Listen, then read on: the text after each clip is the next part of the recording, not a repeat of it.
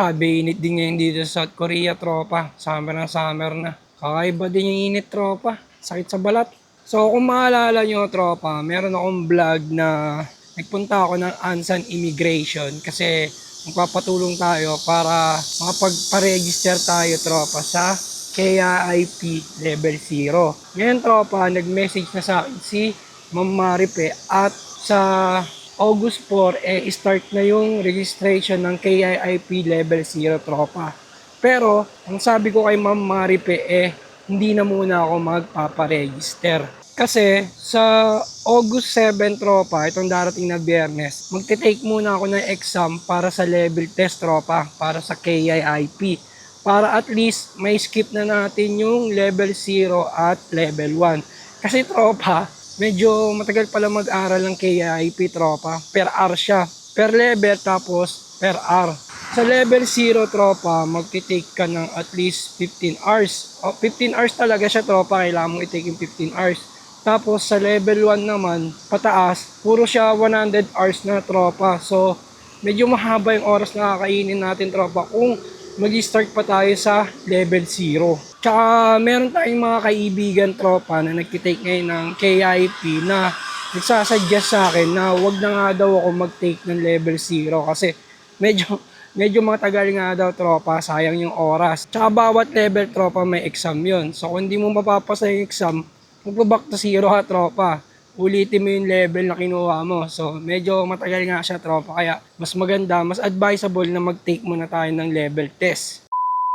Ngayon, tropa, ang ginagawa ko nagre-review na ako para sa parating nating exam sa August 7, tropa. Ang ginawa ko may binili lang akong libro sa Kupang. Textbook siya, tropa, ng KIP. Ito, ayan. Binili ko lang to sa Kupang, tropa, around 10K one ata. So, hindi ko lang sure kung ito talaga yung ginagamit dun sa KIP. Pero tinignan ko yung review niya, tropa, parang ito nga yung ginagamit niya, KIP Level 1. Tapos, ang ginagawa ko na lang nanonood ako sa YouTube.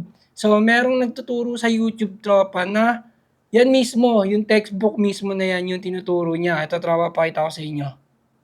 Ayan, tropa. So, ito, tropa, ayan, KIP Korean Language Level 1 textbook. So, ito yun, tropa. Itong libro na to, ayan mismo yung tinuturo niya. Ayan, nakakailang pa lang ako nakakailang episode pa lang ako. So, ayan na lang yung ginagawa ko para at least makaka-catch up ako para sa darating na exam natin, tropa, sa August 7. Kasi yun nga, tropa, baka medyo mahirap yung exam. At least sana may skip natin yung level 1 para mag-start na tayo sa level 2 kasi malaki talaga yung kakaining oras natin, tropa. Baka hindi kayanin, lalo na pag bumagsak tayo, uulit ka pa nun, tropa. Yung visa natin, yung E7 visa natin, tropa, is 2 years visa lang yon. So, kailangan bawat level mapasa na natin kaagad.